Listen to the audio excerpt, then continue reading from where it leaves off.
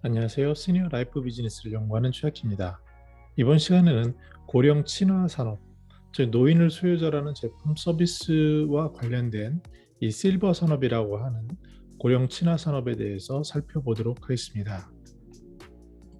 고령 친화 산업의 범위는요, 그 법에서 정하고 있습니다. 그래서 고령 친화 산업 진흥법이라는 게 있고요. 그래서 제품, 용품 또는 의료기기, 주택, 시설, 요양, 금융, 자산관리, 정보기기, 여가, 관광, 문화, 건강 지원, 농업, 용품, 그리고 영농 지원, 그 밖에 의약품, 화장품, 교통, 건강기능식품 및 급식 등을 망라하는 것으로 나타나 있습니다.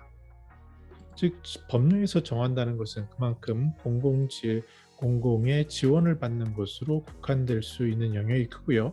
현실적으로는 노인 장기 요양보험의 영향을 가장 크게 받고 있습니다. 고령 친화 산업은 1차에서는 8대 산업, 그 19개의 품목을 전략 품목이라고 정했고요. 2차에서는 6대 산업, 즉 15개 품목을 추가로 했습니다. 크게 봤을 때는 초기에 할 때는 요양, 그다음에 기기, 정보, 여가, 금융, 주택, 한방, 뭐 이렇게 농업 이렇게 봤는데요. 그 이후에 교통이라든지 식품, 의약품, 뭐 장묘, 그다음에 의류, 교육 이런 것들이 추가된 것을 알 수 있습니다. 근데 이것도 시점이 좀 조금 지난 시점이기 때문에 계속 업데이트가 필요하고요. 무엇보다도 이제 고령화가 우선된 일본인 경우에는 그 크게 개호 서비스라는 것, 우리의 요양 서비스 같은 거죠. 그다음에 복지기기, 금융, 의료, 레저, 주거, 일상을 크게 큰 분야로 나누고 있습니다. 근데 우리나라의 경우에는 산업에 있어서 규모를 얘기할 때 어떠한 그 금융 부분은 제외를 하고 정하는 그런 성향을 보이고 있습니다. 왜냐하면 금융은 그 범위가 너무나도 넓기 때문에 그런데요. 이제 세부로 보면은 크게 또 굉장히 빼곡하게 요양산업, 의약품, 식품, 화장품, 그리고 의료기기, 용품, 주거, 금융, 여가 이렇게 나눠 볼 수 있습니다. 여가 산업에 대해서도 또 여가 용품이라든지 공간이라든지 또 서비스 산업 등으로 분류하고 있습니다. 시장 규모를 볼 때 우리가 주목할 부분은요. 그 규모로 보면은 여가가 제일 크고 그다음에 식품, 그리고 의약품, 의료기기, 용품, 화장품 순서인데 2012년에서 20년 누적 성장률로 봤을 때 요양이 17%로 가장 크게 성장을 합니다. 아무래도 노인 인구가 그만큼 늘어나면서 생기는 거고요. 그 두 번째로 주목할 것은 화장품이라는 것이 15%로 그다음 여가 그리고 식품 이런 쪽으로 순서가 증감을 할 수 있습니다. 이전만 하더라도 고령 친화 산업에 대한 통계가 많이 미비하였기 때문에 큰 덩어리로 그 보는 것들이 강했습니다. 근데 최근에 들어서는 이제 고령 친화 산업 백서도 이제 내기 시작했고요. 다시 그동안 등한시됐던 것이 다시 모여지고 있고 특히 4차 산업혁명 이런 것들이 연계되면서 여러 가지 단지 보건복지부 산하의 사업뿐만 아니라 여러 가지 유관된 사업으로 확장되고 있는 것을 우리는 볼 수 있습니다. 일본의 경우에는 그 기업들의 경우에 약 70%가 시니어 부서를 가지고 있었다라고 하는 그런 시기가 있었습니다. 근데 우리나라는 이제 그런 시기를 건너뛴 것 같은데요. 그렇지만 점차 새로운 블루오션, 새로운 산업을 찾다 보면은 실버 산업으로 모이는 그런 트렌드를 보여줍니다. 이러한 고령 친화 산업에 대해서 해외 정부에서도 정책을 중점을 두고 하는데 주로 요양 서비스라든지 이것과 연계한 것들 그리고 고령자 기술, 최근에는 제론 테크놀로지라고 하는데요. 이러한 기술들을 연계한 ICT를 활용한 기반한 기술 창업 등이 이어지고 있습니다. 그래서 전 정권에서는 정부에서는 그 미래부가 중심이 됐던 것들이 많았기 때문에 특히 이제 미래부와 보건복지부의 융복합 산업으로 여러 가지 새로운 시도들이 있었던 그런 기억들이 있습니다. 그 일본의 경우는 고령화가 급속히 진행된 2000년 시점에 개호보험을 도입함으로써 고령 친화 산업이 본격화되었습니다. 그리고 2015년에는 고도의 로봇 기술 그리고 ICT 기술을 활용한 요양기계 개발 및 보급을 위한 프로젝트를 운영하게 됨으로써 이제 민간 기업과 연구기관의 R&D를 지원하고 있습니다. 근데 여러분들도 많이 느끼시다시피 일본은 여러 가지 측면에서 좀 정체된 느낌을 많이 받고 있는 것이 사실입니다. 그럼에도 실버 산업, 고령 친화 산업에 있어서는 특히 이제 서비스의 질, 퀄리티라든지 아니면 그 깊이 연구된 거에 연구된 내용 이런 것들을 봤을 때는 여전히 글로벌 선도 리더십을 가지고 있지 않나 생각을 해보는 부분입니다. 그 일본의 복지연구 개발 사업 분야는 크게 자립을 지원하는 것, 그리고 개호를 지원하는 것, 즉 요양이나 시설 이런 것에서 도와주는 것이죠. 그리고 생체 기능을 보조하는 것, 기타 이렇게 나눠볼 수 있습니다.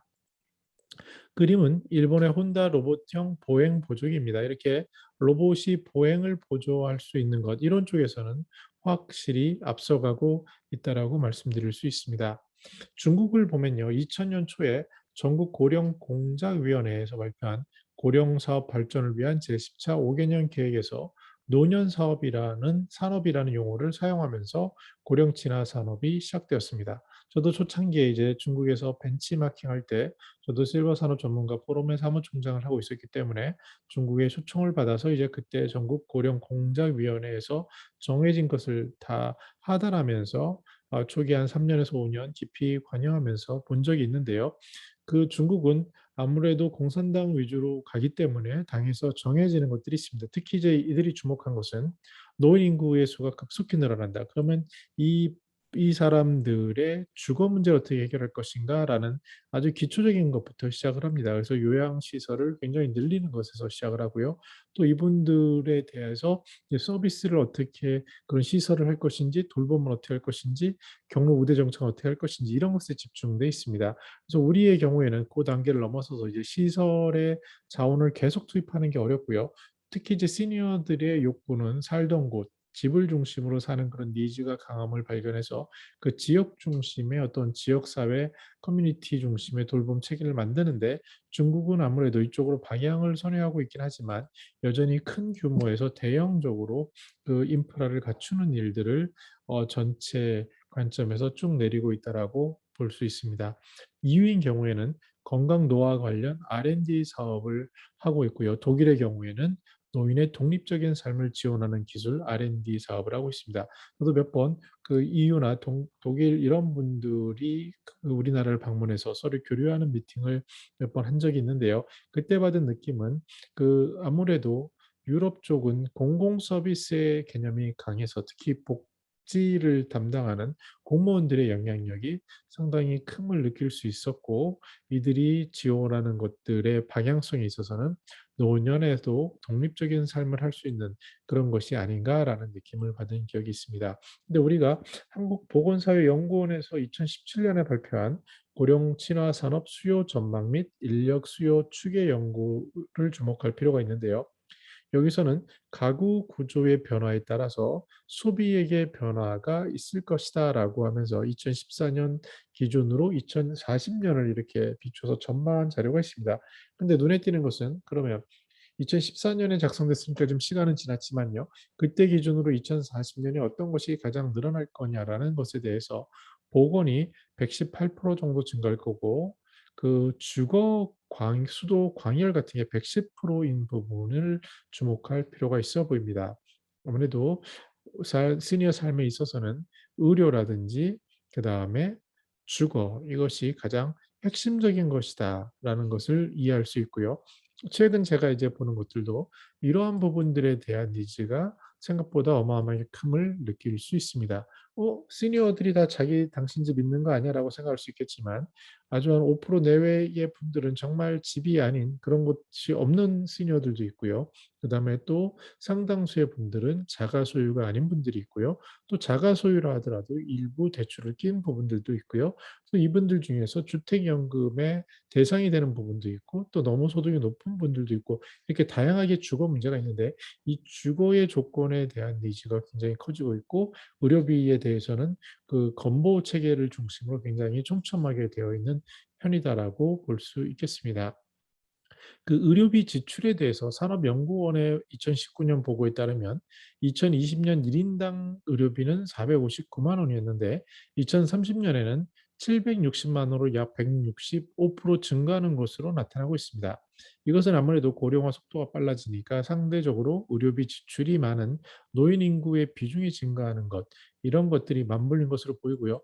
이러한 정책의 변화, 이러한 것들의 우려 때문에 최근에 이제 2차 병원 그러니까 2차, 3차 진료 기간이 되겠죠. 그래서 대학병원이나 이런 대형 병원에 있는 몰리는 시니어들을 어떻게 분산시킬 수 있을 것인가. 그리고 또 과하게 집행되는 의료 비용을 어떻게 줄일 수 있을 것인가에 대한 다각도의 연구들이 병행되고 있는 것은 이러한 우려를 담아내고 있다라고 볼 수 있습니다. 근데 고령 인구가 증가하면 돌봄 인구 인력 수도 증가하게 됩니다. 그래서 지금처럼 불확실한 시대, 앞으로 특히 일자리가 불확실한 시대에 분명히 증가하는 부분은 바로 보건복지 쪽이라고 할 수 있겠습니다. 특히 이제 돌봄 인력인데요. 2016년 기준으로 100명당 우리는 3.5명 정도가 될 거다라고 보는데요. 일본의 경우에 2016년 당시에 이미 5.9명 수준이었습니다. 그리고 노르웨이의 경우에는 12.7명입니다. 그래서 다시 말씀드리면 우리나라가 2016년 기준으로도 여전히 굉장히 일본 대비도 늘어날 폭이 상당히 많고요. 노르웨이 같은 경우에는 어마어마하게 그 격차가 큰 것을 이 도표를 통해서 알 수 있습니다. 네, 고령 친화 산업에 대해서 선진화를 위해서 우리나라에서는 고령 친화 산업 지원센터를 중심으로 다시 체계를 잡고 있습니다. 이것도 이제 법에서 규정이 된 기관인데요. 고령 친화 산업 수요 기반 강화 사업 그리고 고령 친화 산업 활성화 사업 이렇게 두 가지를 전개하고 또 법 그 범위 어떤 일을 할 것인지도 고령 친화 산업 진흥법 구조에 정의가 되어 있습니다. 이런 것들을 실제로 체감하기는 쉽지 않겠지만 점차 시간이 지나면서 이런 제도적인 것들의 발전, 이것을 집행할 수 있는 어떠한 주간 부서 이런 것들은 시니어 비즈니스 특히 실버 산업 관점에서는 너무나도 중요합니다. 왜냐하면 긴 역사를 통해 봤을 때 초창기에 관심을 집행했던 정부가 있었고 또 그것을 등한시한 정부가 있었을 때 그 실버 산업은 공백기를 맞는 그러한 역사를 우리는 보고 있었습니다. 그래서 마찬가지로 이것도 하나의 산업으로 봤을 때는 이것을 주관하는 센터가 있어야겠고 그 센터가 이왕이면 그 재정 능력이나 영향력도 컸으면 좋겠다라는 그런 바람은 있습니다. 근데 제도적으로는 노인장기 요양보험을 통해서 용품사 지원을 하는 제품들이 있습니다. 그걸 고령친화 우수 제품이라고 하는데요. 여기에 대해서도 선정된 제품들, 용품들이 현재는 뭐 몇 개 안 됩니다. 가장 필수적인 것들이고 이것들은 어떻게 아냐면 재가센터라든지 요양원에 가시면 노인장기 요양보험 등급을 받게 되시면 거기에 따라서 지원이 안내가 되고요. 일정 금액을 아주 소정의 본인 부담금을 내고 이용할 수 있는 그러한 복지 체계라고 말씀드릴 수 있겠습니다. 이것들은 우리들이 젊었을 때 국민건강보험을 낸 것에서 이렇게 비용이 집행되는 구조입니다. 그런데 그럼 이런 것들 수요 돈을 쓸 수 있는 게 있는 거죠. 시니어들 입장에서. 그럼 이것을 공급하는 업체들이 있어야 되는데 처음에는 뭐 공급만 하면 되는 상황이었기 때문에 우후죽순으로 이렇게 등장한 경향도 없지 않아 있었습니다. 근데 시간이 지나면서 점차 이제 경쟁력을 갖춰가야 되는데 이것이 쉽지 않습니다. 왜냐하면 그 규모가 크게 느는 것이 아니라 재정의 바운더리 안에서 조금씩 넓혀야 되고 그 품목도 정해져 있기 때문에 그런데요. 그러면서 이제 업체들의 그 갖는 어려움들이 가중되고 있죠. 그래서 용품 업체들은 전체로 봤을 때 고령치나 용품에 관련된 매출을 보면 1년에 30억 미만이 73%나 되고요. 300억 이상 되는 게 3% 정도에 그치기 때문에 굉장히 영세하구나. 그리고 이 산업이 아까 위에서 본 지원받는 몇 개 소수의 제품에 국한되는구나. 그리고 나머지 제품은 이미 대기업이나 이런 곳에서 좌지우지하는 경향이 있기 때문에 더욱 그렇습니다. 그런데 점차 국내의 고령 친화 용품 제공업체 수준이 영세하지만 그래도 정부에서는 4차 산업에 적용하기 위한 노력을 펼치고 있는데요.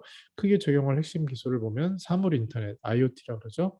그리고 모바일, 빅데이터, 인공지능, 로봇 이렇게 구분하고 있고 주요 내용을 보면 고령자가 집에서 생활할 때 얼마나 편안하게 할 것이냐, 그리고 건강에 대해서 예방 관리를 어떻게 해드릴 것이냐, 또 의료 정보를 빅데이터로 수집을 해서 이것을 가지고 어떻게 예방과 어떤 건강 증진에 활용할 수 있을 것이냐, 더 나아가서 산업적인 비즈니스 니즈를 충족할 수 있을 것인가, 이런 것들이 다각도로 준비되고 있고요. 또 생활에서 이제 불편했을 때 어떻게 보조할 수 있을 것인지 이런 쪽으로 나가고 있습니다. 동시에 직접적인 그 고령화 전담 부서라고 할 수 있는 보건복지부와는 달리 농림축산식품부에서도 미래식품 푸드테크 전문가 양성과정이라는 것을 일부 지원을 하는데요. 여기서 우리가 주목할 것은 미래식품의 범위에 식품 영양학적 관점에서 고령 친화식품에 주목하고 있습니다. 시니어들이 늘어나면서 아무래도 초기에 식품이라고 하면 이렇게 씹는 능력, 삼키는 능력 뭐 이런 것들을 집중하기 쉽지만 더 나가서 그 식사에 대한 영양의 밸런스를 어떻게 맞춰드릴 수 있을지 이런 것들도 중요한 부분이라고 할 수 있겠습니다.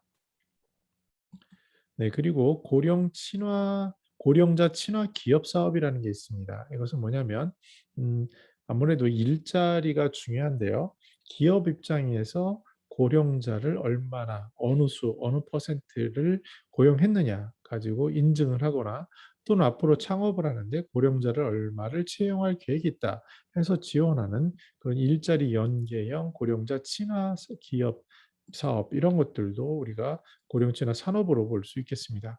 특히 이제 학교에서는 강남대 실버산업학과가 2006년부터 이러한 것을 만들어서 꾸준히 그 인재들을 양성하고 있습니다. 비전으로 삼는 것이 성공적인 노화 그리고 액티브 에이징 이것을 제시할 미래 인력을 양성하고 있는데 이 길이 쉬워 보이진 않습니다. 그렇지만 이렇게 꾸준히 인력들이 양성이 되고 여기서 전문적인 교육을 받는 그러한 우수한 인재들이 늘어남으로써 이것도 산업의 기반을 갖추게 되고 어떤 전문적인 식견을 갖춘 사람들이 사회에서 그 산업을 만들어내는 그런 선순환 구조의 핵심이라고 할 수 있겠습니다. 이러한 공급 측면에서의 준비와 더불어서 우리는 보다 근원적인 인구 고령화 그리고 건강관리 수요에 대처하는 관점 그리고 방식의 변화를 모색할 필요가 있는데요. 이전에는 유병자, 아프거나 고령자 중심으로만 바라봤는데 점차 고령자에서 사회 주체로서 여전히 삶의 연관성을 가지고 있는 역할을 부여하는 것 그리고 건강한 고령자 그리고 예비 고령층까지 범위를 확대해 미리 준비하는 것을 주목하고 있습니다. 이는 비단 공공뿐만 아니라 비즈니스 관점에서는 중요합니다. 왜냐하면 비즈니스 관점에서는 소비를 해야 되는데 구매를 해야 되는데 그러면 구매 여력이라는 게 중요하죠. 그런 구매 능력은 아무래도 기존의 근로소득을 갖는 분들이 그렇지 않은 분들보다 높은 것은 사실이기 때문에 이러한 그런 쪽으로 그래서 이제 시니어에 대한 정의도 다른 강의에서 말씀드렸지만 거의 45세까지 즉 1차 퇴직 전까지도 낮춰서 잡는 이런 산업적인 트렌드가 있음을 이해할 필요가 있습니다. 또한 질병 치료에 집중하는 게 아니라 점차 사전에 예방하고 건강을 관리하는 쪽으로 그리고 의료기관 및 요양기관 등 시설 중심에서 일상생활의 관리 지원 이런 체계들이 모색되고 있습니다. 이러한 것들은 사람들이 원하는 것도 있지만 기본적으로는 정부 입장에서 생각을 해보면 굉장한 부담입니다. 고령자가 늘어남으로써 그 시설을 계속 지어될 수도 없는 거고요. 또 고령자가 늘어나면서 의료비 부담이 가중되는데 이러한 것들을 계속 부담할 수도 없는 여력입니다. 그래서 이것을 그럼 어떻게 껴야 되느냐에 대해서는 계속 진행하는 것을 건강은 미리 예방하게 그리고 가급적 그 시설이 아니라 집에서 돌봄을 받게 하게 그러려면은 지역사회의 커뮤니티가 필요하고 그러기 위해서는 지역사회에서의 일거리가 필요하고 그러려면은 삶을 단절된 것이 아니라 새로운 생산자의 관점으로 보는 이런 여러 가지 복합적인 것들이 맞물려야 합니다. 그래서 이제 수요자 측면에서 더 세밀하게 보면요. 고령 친화 산업의 수요자인 시니어층이 선호하는 제품 욕구에도 주목할 필요가 있는데 어떤 것에 돈을 지불하겠습니까? 라는 설문을 해보니까 나이가 많은 분들은 당연히 건강에 관련된 식품, 아무래도 몸이 아프시기 때문에 그렇죠. 그리고 의약품, 또 실버 용품 이런 것들이 선호되었습니다. 그런데 우리가 볼 부분은 전체 고령자, 여기는 이제 베이비 부모까지 들어가죠. 65세 이상 또는 60세 이상을 조사로 대부분 하는데요. 그렇기 때문에 주목할 부분은 이제 건강식품, 의약품, 의료기기 외에도 화장품이라든지 패션이라든지 여가와 같은 부분들이 전체 노인을 대상으로 볼 때 지불 의사가 높다라는 부분에 우리가 주목할 필요가 있습니다. 이를 우리는 액티브 시니어라고 하는데 그만큼 시니어 실버 산업에 대한 관점 또 시니어들의 그 폭, 그 내용 이런 것들이 바뀌고 있음을 반영하고 있는 겁니다. 연령별 서비스를 보면요. 그 80 플러스 세대에서는 여전히 건강 지원에 관련된 서비스 수요가 높았습니다. 60대는 의아하게도 요양 서비스 수요가 높은데요. 최근에 이제 실버 타운이라든지 노후의 주거 이런 것들과도 맞물려 있는 것 같습니다. 아무래도 언젠가 돌봄이 필요하다는 걸 알고 그 독립적인 삶을 어떻게 지원받을까에 대한 고민들, 특히 예전에는 자녀들이 돌보는 것이 당연시됐는데 이것이 사라지면서 요양 서비스에 대한 수요가 늘고 있는 것으로 보여지고요. 또 70대인 경우에는 예전에는 당연히 사모님이 집에서 밥을 된장국을 끓인다든지 해서 밥을 같이 해 먹는 게 당연시됐지만 지금 같은 시대에서는 그것이 어울리지 않는 거죠. 그러다 보니 이 식사 문제를 해서 특히 가사 노동이 차지하는 것을 어떻게 덜어줄 수 있을까에 대한 고민은 70대가 되면 이제 몸이 조금 더 불편해지고 하면은 굉장히 높아지는 그러한 욕구임을 우리는 엿볼 수 있습니다. 고령 친화 서비스 지불 의사를 또 연령이 아니라 전체 관점에서 보면은 건강 지원이라든지 이전에 교통 이건 이동을 얘기하죠. 또 교육 그 주로 뭐 일자리나 아니면은 취미 활동 이렇게 되는데 이거 외에도 문화 여거나 주거 그리고 자산에 대한 관리 아무래도 베이비 부머나 시니어들이 전체적인 관점에서 자산이 제일 많은 경우도 있기 때문에 그렇고요. 또 급식 이런 것들에 대해서도 우리가 조금씩 관심을 가져야 된다라는 것을 엿볼 수 있습니다. 특히 고령자의 일상생활에서 욕구를 비즈니스 관점에서 반드시 확인해야 되는데 우리가 쉽게 이해할 수 있는 안전, 안심, 편한 건강, 돌봄 이거 외에도 뭔가 기여하고 싶다. 또 사회와 공동체와 연계하고 싶다. 그리고 나는 독립적인 삶을 살고 싶다. 경제적으로 이를 통해서 안정되고 싶다. 그리고 외모 관리도 해야겠다. 이런 것들에 대해서 우리가 주목할 필요가 있습니다. 강남대학교 실버산업학과의 김정근 교수는 그의 실버산업 해외 사례와 활성화 전략에서 실버산업의 혁신 사례를 다음과 같이 정리합니다. 핵심 키워드를 보면요. 예방적인 삶의 질, 그리고 지역사회, 그리고 생산적 노화 이런 것들이 언급되고 있는 것에 주목할 필요가 있습니다. 정리해 보겠습니다.